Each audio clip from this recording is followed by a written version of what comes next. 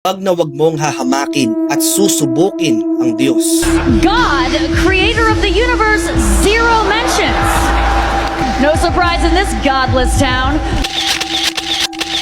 Tatandaan mo na ang Diyos ay mabuting kaibigan at kakampi, pero mahirap din siyang kalaban.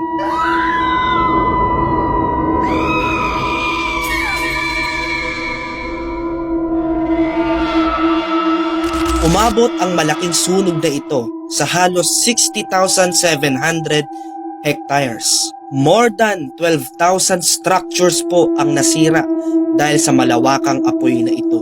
So paano nga ba ito nagsimula? Kamakailan lang sa 82nd Golden Globe, isa pong pagtitipon na kung saan hinahamak nila ang Diyos. So much has already happened in the first half, and the acceptance speeches have been on fire. Who got shouted out the most? Let's look at the numbers. All right, cast and crew are leading the way with 11 mentions. Moms are holding strong with 3 shout-outs. God, creator of the universe, 0 mentions. God, creator of the universe, 0 mentions. And Mario Lopez, host of Access Hollywood, 1. All right. No surprise in this godless town. No surprise in this godless town. Nagtatawanan pa sila at tila baga parang proud pa na sila yung mga taong hindi maka-Diyos. Tatandaan natin na ang Diyos ay galit sa bagay na ito. Sinabi po ng Biblia sa Exodus chapter 20 verse 7, "Huwag ninyong gagamitin ang pangalan ko sa walang kabuluhan.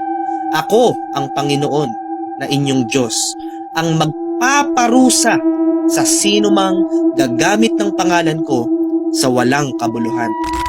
Sa totoo lang, nakakalungkot ang sinapit ng mga taong ito. Ngunit, hindi natin pwedeng diktahan o pangunahan ang Diyos sa kanyang mga desisyon. Kung babasahin lamang natin ng Biblia, nagbababala na po ang Panginoon sa atin na hindi po natin dapat gamitin ang kanyang pangalan sa mga bagay na walang kabuluhan. So this is a warning to everyone. Kung ikaw yung tao na tila baga pinagtatawanan mo lang ang pangalan ng Diyos, kapatid, mangilabot ka.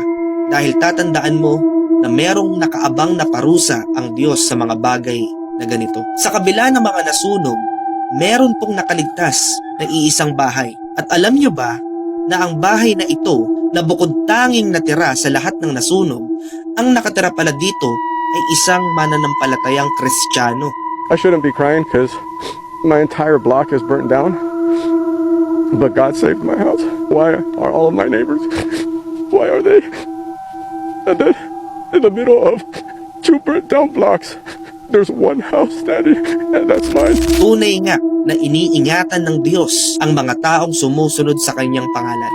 Sinabi po ng Biblia sa mga gawa, chapter 16 verse 31 ay ganito, "Sumagot naman sila, sumampalataya ka sa Panginoong Hesus at maliligtas ka, ikaw at ang iyong sambahayan."